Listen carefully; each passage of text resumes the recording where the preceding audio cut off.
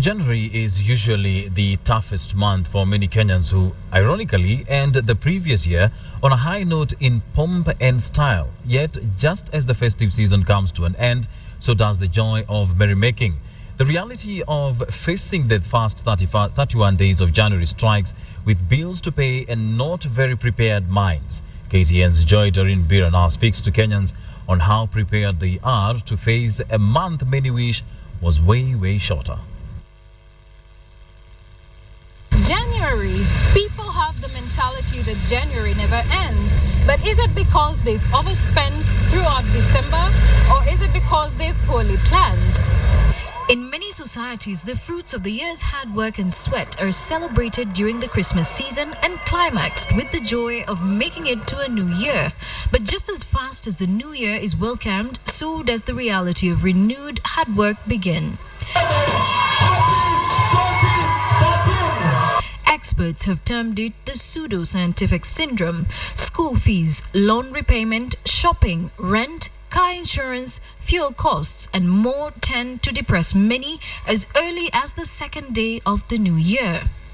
We live in a society which promotes consumption. You want to be seen to be spending money at this particular Christmas time. But be aware that somebody who might have bought themselves a Mercedes-Benz on credit. Edward Kwale traveled from Mombasa to Nairobi with his family to visit his in-laws, but admits there's going to be a challenge for him this January, and here's why. At the moment, there's been a ban on night travel. So there's congestion and also the rising of fares. So for example, traveling here to Western Province, you have to part with about 2,000 shillings, and usually it was 1,200.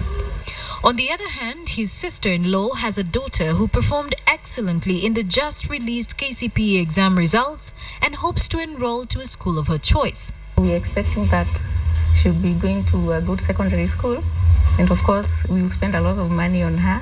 It's a festive season, so we've been having a lot of little parties here and there. So the biggest challenge would be that, with other bills, we have to pay for the house rent, we have to pay for the school fees, we have, to commute to work, and so on.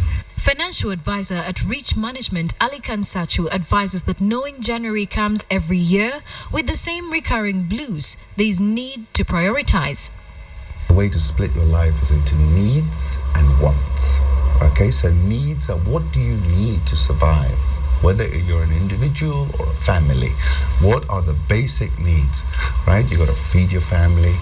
You got to, what are the basics? And just make those, and just make a list of them. If you're going to borrow, don't borrow for consumption. Borrow today. You can get a loan from a bank. Something 5-10 years ago we couldn't get. Everywhere you turn, there is an offer of this or that. Make sure you're borrowing for investment purposes. While Edward and Catherine work out their priorities, they represent many Kenyans dealing with January blues. In the past, Edward Kwale explains he has been through worse due to poor planning. I'm employed.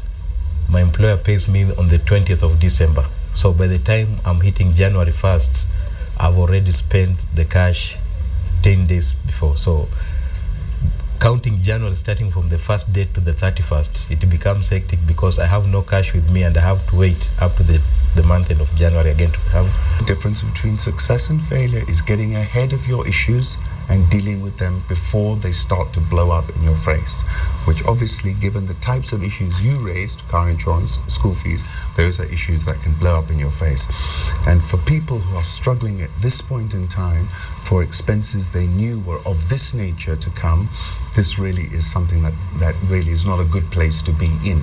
So whichever way you choose to end the year 2014, make sure you've planned for the year 2015.